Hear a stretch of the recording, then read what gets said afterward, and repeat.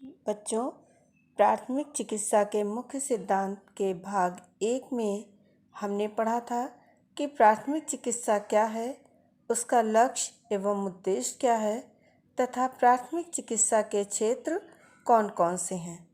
जबकि भाग 2 में हमने प्राथमिक चिकित्सक के गुण और उनके कर्तव्यों का अध्ययन किया था।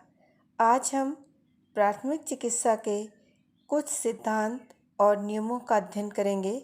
साथ ही साथ प्राथमिक चिकित्सा बॉक्स में रखी जाने वाली सामग्री की जानकारी भी प्राप्त करेंगे। तो आइए बच्चों, अब हम प्राथमिक चिकित्सा के नियमों का अध्ययन करते हैं। प्राथमिक चिकित्सा में वैज्ञानिक नियमों एवं सिद्धांतों का पालन करना होता है। प्राथमिक चिकित्सक को प्राथमिक चिकित्सा के कुछ जो भी नियम हैं उनका ज्ञान होना अति आवश्यक है, जिससे कि वह अपने कार्य को ठीक ढंग से कर सके। तो आइए हम देखते हैं कि उनके सिद्धांत कौन कौन से हैं। तो सबसे पहले है वास्तविक स्थिति की जानकारी लेना। जो हमारा प्राथमिक चिकित्सक है उसे दुर्घटना की वास्तविक स्थिति का ज्ञान होना चाहिए। जैसे जो भी दुर्घटना है वो किस तरह से घटी और उसका परिणाम क्या है।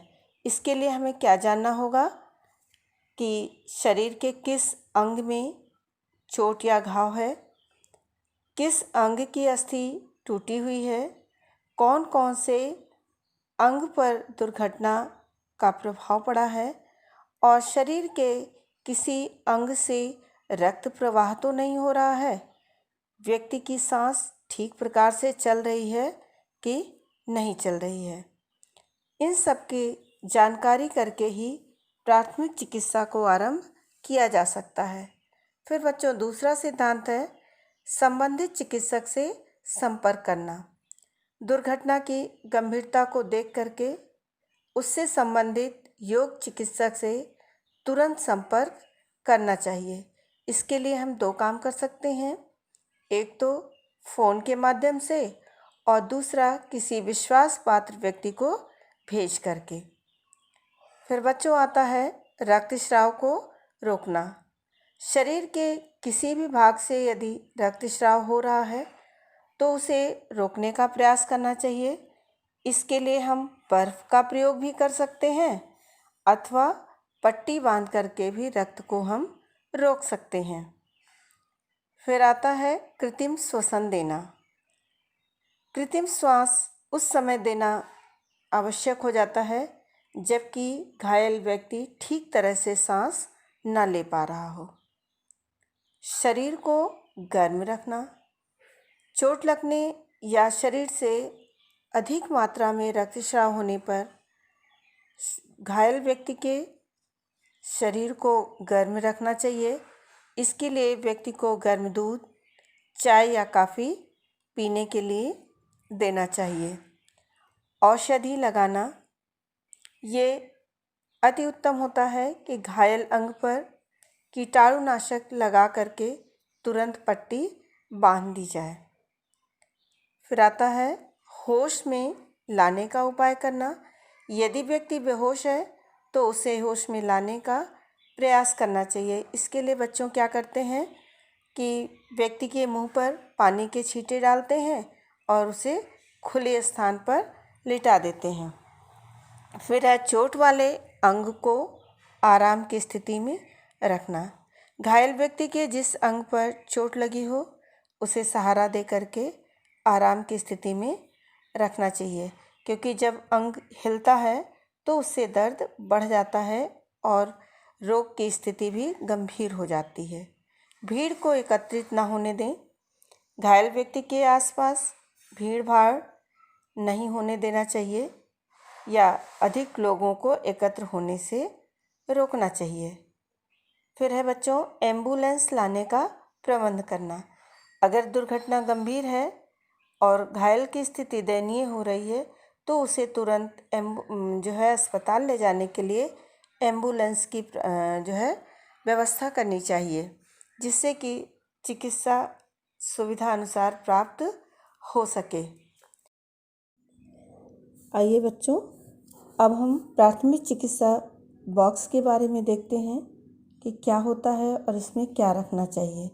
प्राथमिक चिकित्सा बॉक्स साफ सुथरा प्लास्टिक का होना चाहिए। बॉक्स के ऊपर धन यानी प्लस का निशान बना देना चाहिए। साथ ही साथ बॉक्स को ऐसे स्थान पर रखना चाहिए जिससे कि वो आसानी से प्राप्त हो सके, और बॉक्स का ढक्कन इस तरह से होना चाहिए कि उसे आसानी से हटाया जा सके।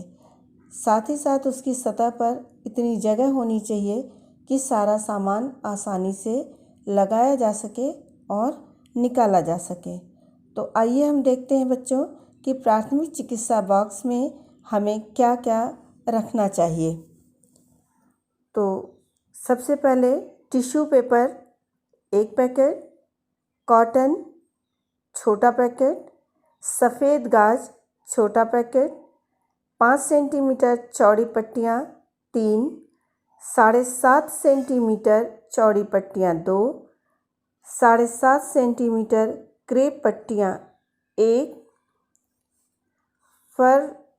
परफोरेटेड फिल्म एब्सॉर्बेंट 5 सेंटीमीटर आयताकार, ड्रेसिंग स्टेरलाइज्ड 5 से 10 सेंटीमीटर आयताकार स्टेरलाइज्ड ड्रेसिंग, मध्यम आकार का 2, बड़े आकार का 2, 2.5 सेंटीमीटर चिपकने वाला टेप 1 रोल, सेफ्टी पिन 4-5,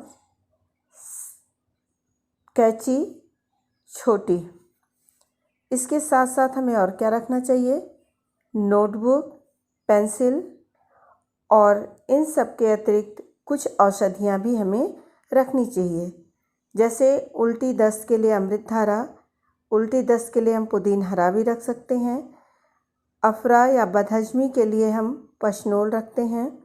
कमजोरी और चक्कर दूर करने के लिए ग्लूकोज, ठंड को दूर करने के लिए ब्रांडी, और मलेरिया बुखार दूर करने के लिए कुनेन, तीव्र बुखार होने पर क्रोसिन, सेरिडॉन रखते हैं, एस्प्रिन या एनासिन रखते हैं हम सिर दर्द को कम करने के लिए, डिटॉल बोरिक पाउडर घाव को धोने के लिए, एस्प्रिट टिंचर, मर्क्यूरो क्रीम, सिबोजॉल और बोरोलिन मलहम घाव पर लगाने के लिए, फिटकरी रक्त बहने को रोकने के लिए, जैतून का तेल और बर्नॉल जलने पर लगाने के लिए, सरसों का तेल रखते हैं कान में कीड़ा या कोई अन्य वस्तु को निकालने के लिए, शहद रखते हैं चोट के कारण उत्पन्न हुई सूजन पर लगाने के लिए, ग्लिसरीन हम रखते हैं मुंह में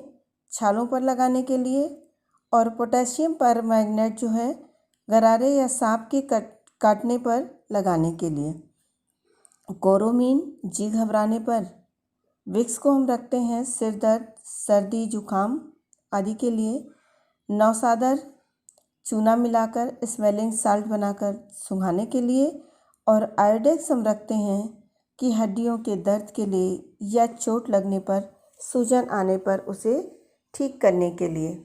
इस तरह से बच्चों हम प्राथमिक चिकित्सक बॉक्स अपने घर पर भी रखते हैं और कार आदि में भी रख सकते हैं।